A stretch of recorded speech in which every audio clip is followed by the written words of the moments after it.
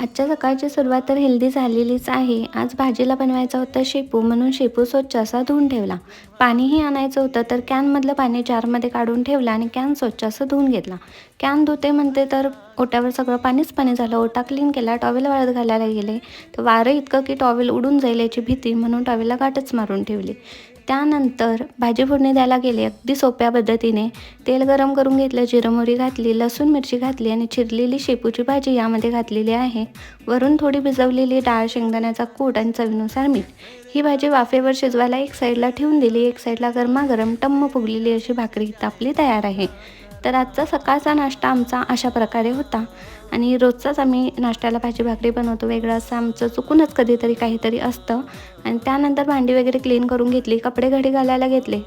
हल्ली वारा पाऊस इतका आहे की कपडे व्यवस्थित सुकतच नाही आहेत. तर वाळलेले कपडे घडी घालून ठेवले, ओले कपडे